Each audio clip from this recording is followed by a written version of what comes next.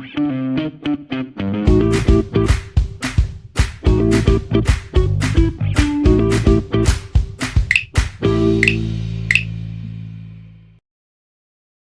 हम आपके लिए भारत की प्रगति को दर्शाने वाले एक ऐसे टॉपिक पे चर्चा करेंगे जिसने वास्तव में पूरे विश्व में अपना डंका बजाया है।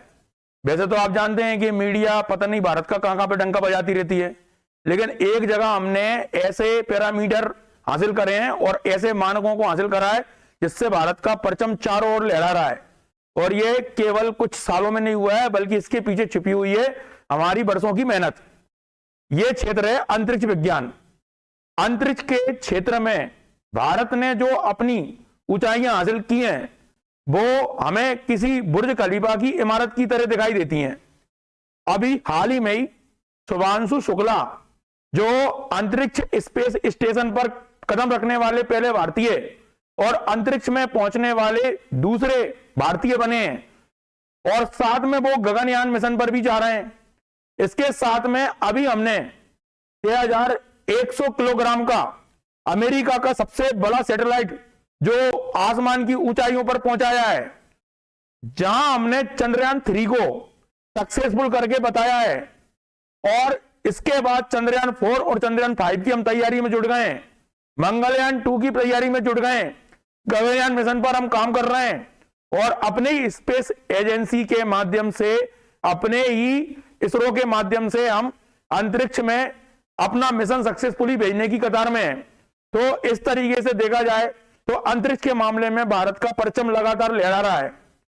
पहले ही अटेम्प्ट में बिना किसी नुकसान के मिशन मंगलयान को सक्सेसफुली करने वाला भारत विश्व का पहला देश बना है जिसने मात्र 450 करोड़ रुपए की लागत पर हमने अपना MOM mission to moon, mission to Mangalyaan भेज दिया था। और उसी के आसपास अमेरिका ने जिसे भेजा था उसका नाम था मावेन, तो उसको भेजने में 4500 करोड़ रुपए खर्च किए और हमने कितने करे 450 करोड़। तो आज पूरा विश्व अंतरिक्ष कार्यक्रमों में सहयोग के लिए भारत की ओर देख रहा है और ऐसा कोई देश नहीं है जिससे हम अंतरिक्ष कार्यक्रमों की डील ना कर रहे हो। तो आज का topic MPPSC pre, MPPSC mains हमारे अंतरिक्ष विज्ञान को समर्पित रहेगा और साथ में ये जागरूकता और अवेयरनेस के लिए भी आपके काम में आएगा। तो चालू करते हैं हम इसको और इस वीडियो के बाद एमपीपीएससी से जुड़े हुए महत्वपूर्ण प्रश्नों को इसी श्रृंखला में हम आपको दिखाएंगे। तो ध्यान दें जरा, ये आपके लिए परचम लहराने वाली कहानियों का शुभारंभ है। ये आपको दिख रहे होंगे कैप्टन शुभांशु शुक्ला, ठीक है। और ये क्या है कि आपका जो इंटरनेशनल स्पेस स्टेशन होता है उस पर पहुंचने वाले पहले भारतीय हैं और अंतरिक्ष पर पहुंचने वाले दूसरे भारतीय हैं, क्योंकि पहले अंतरिक्ष पर पहुंचने वाले भारतीय हैं हमारे राकेश शर्मा और उनका जो पदार्पण हुआ था अंतरिक्ष में वो 1984 में हुआ था और शुभांशु शुक्ला की कहानी है 2025 की।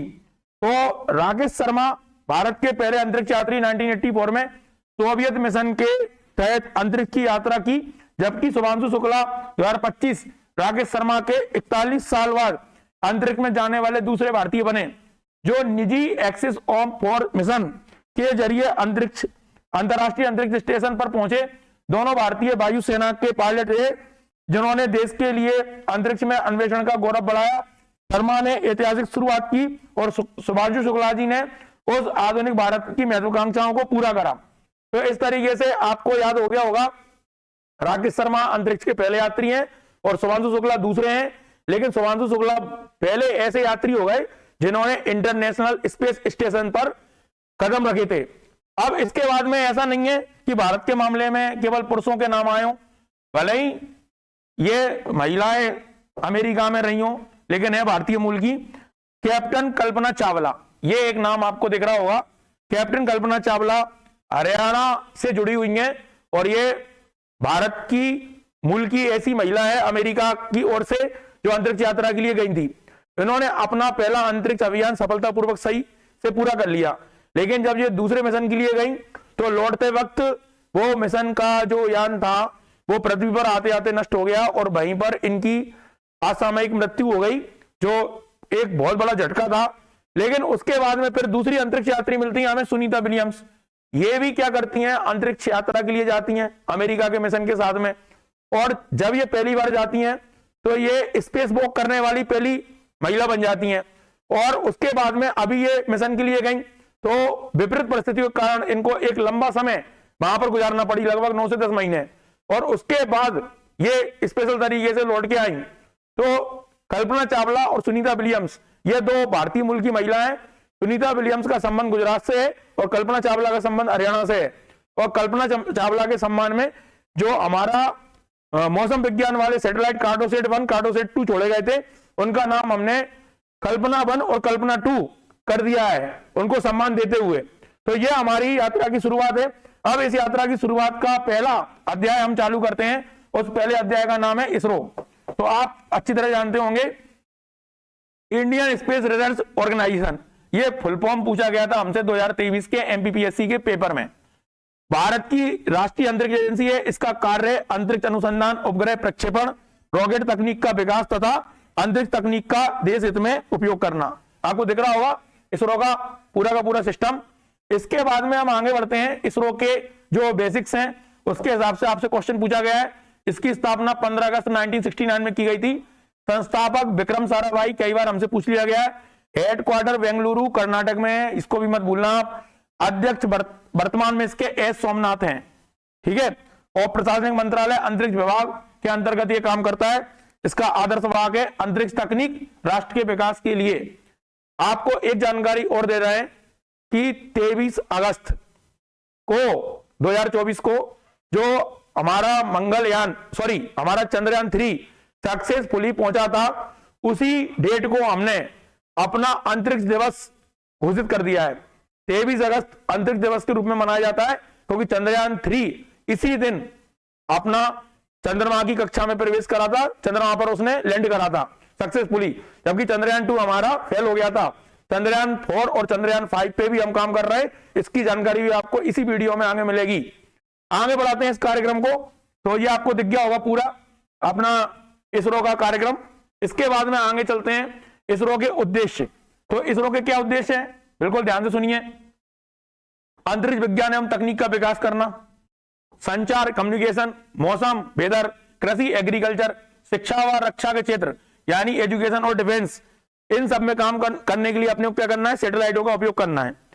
स्वदेशी रॉकेट व उपग्रह निर्माण करना, अंतरिक्ष में भारत की आत्मनिर्भर बनाना और मानव अंतरिक्ष मिशन जैसे गगनयान के माध्यम से हम भेजेंगे।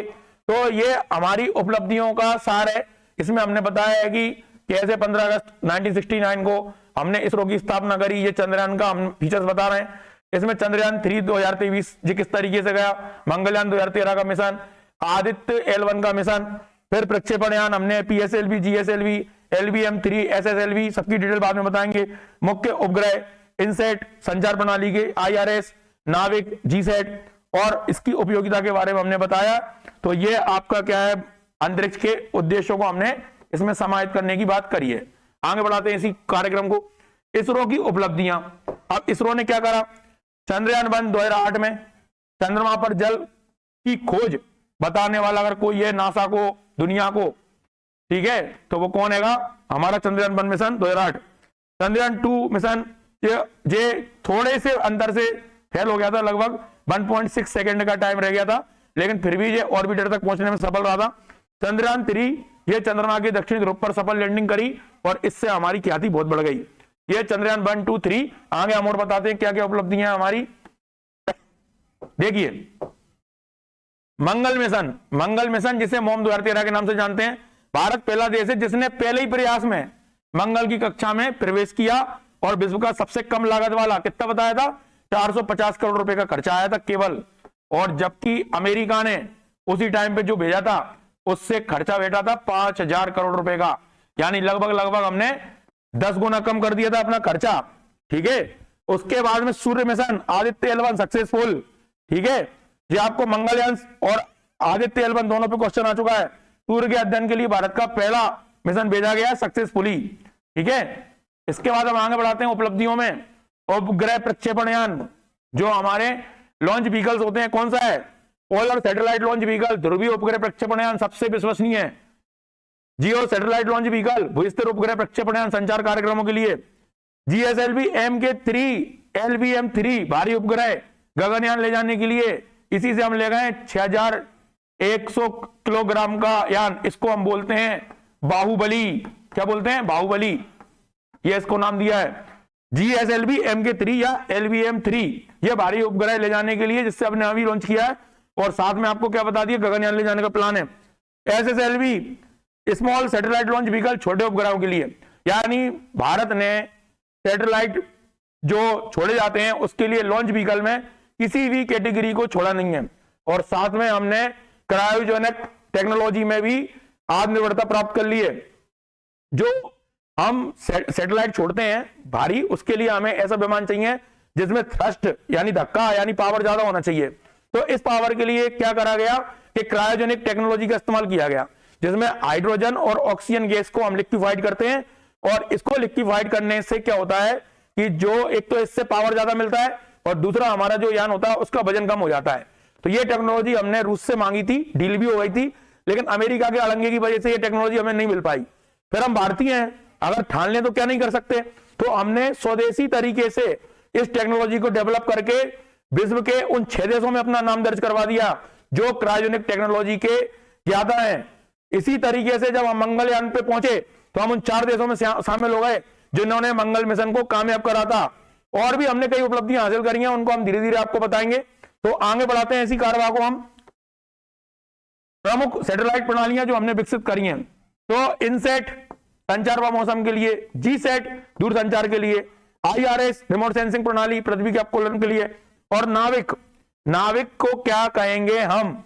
एक होता है GPS, हम बोल रहे हैं कि ग्लोबल पोजिशनिंग सिस्टम। ये किसी भी लोकेशन की सटीकता के लिए यूज किया जाता था। हम इसमें अमेरिका पे डिपेंड थे।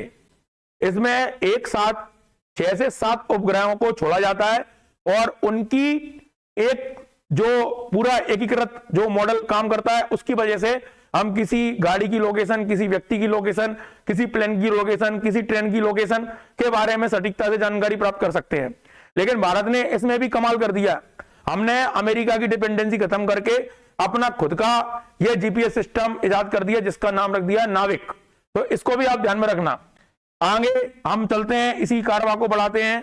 तो इस कार्यवाही के आगे हमें मिलता है कि जो हमने विकास करा, इसरो, भारत में विकास में इसरो की क्या भूमिका रही है, उसके क्या काम रहे। हम मौसम का पूर्वानुमान लगाने में एक्सपर्ट हो गए हैं, कृषि व फसल का अनुमान लगाने में एक्सपर्ट हो गए हैं, कितना रकबा है, कितना उत्पादन हुआ, जल की क्या स्थिति है, बारिश की क्या स्थिति है, आपदा प्रबंधन करने में हम कामयाब रहे, बहुत सारी आपदाओं को हमने कंट्रोल में कर लिया। दूरसंचार व इंटरनेट के मामले में हम एक्सपर्ट हुए, शिक्षा में हम एक्सपर्ट हुए, स्वास्थ्य में हम एक्सपर्ट हुए। हम रिमोट सेंसिंग प्रणाली के माध्यम से मिनरल्स माने खनिज, एग्रीकल्चर माने कृषि, फॉरेस्ट्री यानी वन, इन सब के बारे में, और जल, इन सब के बारे में सटीकता से रिमोट सेंसिंग प्रणाली से पता करके हमने अपने आंकड़ों को किसी भी स्तर तक पहुंचा दिया है। तो ये सारी चीजें हमारी कैसे सफल हुई हैं? ये हमारे अंतरिक्ष विज्ञान के ऊपर सफल हुई हैं। फिर हम इसके आगे बढ़ते हैं तो हमें मिलता है क्या कि जो हमारे आगे के मिशन है वो क्या रहेंगे? गगनयान मिशन। उद्देश्य क्या है? भारतीय अंतरिक्ष यात्रियों को अंतरिक्ष में भेजना। समय अवधि क्या चुनी गई? 2025-26। 26 चालू हो गया, तो इसमें जो एक हमारे अंतरिक्ष में पहुंचे शुभांशु शुक्ला, वो इसके भी साथ है। शुभांशु शुक्ला रॉकेट LVM3 जिसे हम बाहुबली कह रहे हैं उसका उपयोग करेंगे। विशेष भारत का पहला मानव अंतरिक्ष मिशन होगा। और अंतरिक्ष यात्री जो होते हैं ना, उनको भारत में बोला जाता है, भारत के अंतरिक्ष यात्रियों को व्योम नॉट्स। अब व्योम माने अंतरिक्ष, नॉट्स, व्योम नॉट्स नाम दिया हमने। ये वेदों से निकला हुआ शब्द है हमारा, ध्यान रखना आप लोग। तो ये हमारा कौन सा गगनयान मिशन जो 2026 में लॉन्च हो जाएगा हैदराबाद में, इस पर हम काम कर रहे हैं। अगला हमारा है चंद्रयान 4। चंद्रयान 3 की सफलता के बाद चंद्रयान 4 पे हम काम कर रहे हैं। उद्देश्य रखा गया चंद्रयान 4 का कि चंद्रमा से मिट्टी, चट्टानों के नमूने पृथ्वी पर लाना है। सैंपल रिटर्न मिशन संभावित कब है? 2027 में। महत्व क्या है? चंद्रमा के दक्षिणी ध्रुव पर गहन अध्ययन करेंगे हम इसके माध्यम से। चंद्रयान 4 2027, इसको आप याद कर लेना अच्छे तरीके से। नेक्स्ट हम कहां चलते हैं? चंद्रयान 5, इसकी तैयारी भी हमने कर ली है। ल्यूपेक्स मिशन के नाम से इसको हम जानते हैं। इसमें इसरो के साथ सहयोग कर रहा है जापान का JAXA। इसका उद्देश्य क्या है? चंद्रमा पर जल यानी वाटर आइस की खोज करना। और ये मिशन लॉन्च होगा 2028-29 में। बहुत इंपॉर्टेंट है, इसका आप स्क्रीनशॉट भी ले सकते हैं आसानी से, क्योंकि ये सारे क्वेश्चन आने वाले हैं। आदित्य L1 की सफलता के बाद, आदित्य L1 के बाद सूर्य मिशन हम चालू कर रहे हैं।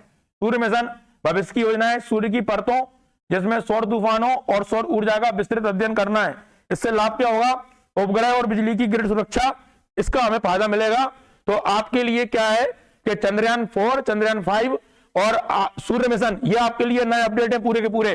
गगनयान भी अपडेट है। एमपीपीएससी का एक क्वेश्चन आप इसमें से पक्के में देख लेना, 2026 के जो हमारे कैंडिडेट है, एस्पिरेंट्स है। अगला है मंगलयान 2, उद्देश्य मंगल ग्रह का उन्नत अध्ययन करना, विशेष बेहतर कैमरा और वैज्ञानिक उपकरणों का हम इस्तेमाल करेंगे। संभावित क्या है, कब तक हो जाएगा? 2026-27 तक। तो आगे के प्रोजेक्ट हमारे तैयार हैं भाई। हम चंद्रमा पे पहुंच गए, हम मंगल पे पहुंच गए। अगला अभियान है शुक्र, यह है वीनस मिशन, शुक्रयान 1। उद्देश्य क्या है? शुक्र ग्रह के वातावरण और सतह का पता करना। बोला जाता है इस पर जीवन की संभावना है। संभावित लॉन्च कब करेंगे इसको? हम 2028 में लॉन्च करेंगे। इसका भी आप स्क्रीनशॉट ले लेना अच्छे तरीके से, और यह भी आपके लिए बहुत इंपॉर्टेंट है। आगे चलते हैं हम भारतीय अंतरिक्ष स्टेशन। तो इसमें क्या हो गया? हम अपना अंतरिक्ष स्टेशन बनाने की योजना पे काम कर रहे हैं। भारतीय अंतरिक्ष स्टेशन योजना क्या है? 2035 तक भारत का अपना अंतरिक्ष स्टेशन होगा। सन याद रखना 2035। उपयोग क्या है? वैज्ञानिक प्रयोग और मानव मिशन, इनको भेजेंगे। ये आपको जो अपडेट दिया गया है बिल्कुल नया लेटेस्ट दिया गया है, इस पर से आपके प्रश्न आने की संभावना बनी रहेगी। ध्यान से इसको करते रहिए। आगे मैं आपको क्वेश्चन भी पूछने वाला हूं, लेकिन अभी आपने देखा होगा जनवरी का महीना चल रहा है। 24 दिसंबर को हमने क्या देखा? हमने देखा भारत का बाहुबली। ये देखिए भारत का बाहुबली क्या कर गया? भारत का बाहुबली, भारत का बाहुबली सबसे वजनी 6100 किलो का अमेरिकी सैटेलाइट लॉन्च हो गया।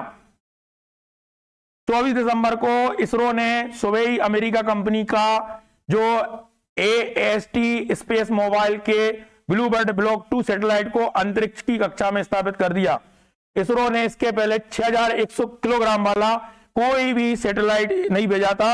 इसको भेजने के लिए, भारी सैटेलाइट भेजने के लिए हमने LBM-3M6 रॉकेट का प्रयोग किया। इसी को हम बोलते हैं बाहुबली, ठीक है। और इस मिशन ने पूरे विश्व में तहलका मचा दिया। LMB-3 रॉकेट के जरिए सफल लॉन्चिंग, ठीक है, सैटेलाइट सटीक कक्षा में पहुंचाया, गगनयान का बूस्टर कंट्रोल मिला। ये हम करने में कामयाब रह गए। अगले साल मतलब जो 2026 के साल में, 2026 में हर महीने कोई ना कोई अंतरिक्ष कार्यक्रम हमारा इंतजार कर रहा है। हम इन अंतरिक्ष कार्यक्रमों को सक्सेस करके उस ऊंचाई पर अपने अंतरिक्ष कार्यक्रम को पहुंचा देंगे जहां से केवल भारत नजर आएगा। अमेरिका और रूस जैसी जो एजेंसियां हैं वो भी भारत की सटीकता और जो हम किफायती दर पर अपना काम करते हैं और जो हमारा ह्यूमन रिसोर्स है जो यहां पर एक्टिवेट होकर नई नई ऊंचाइयां छू रहा है, उसके सब कायल बने हुए हैं। अब आगे आपके लिए क्या है, आप इसी वीडियो के बेस पे कुछ क्वेश्चनों को देखिए।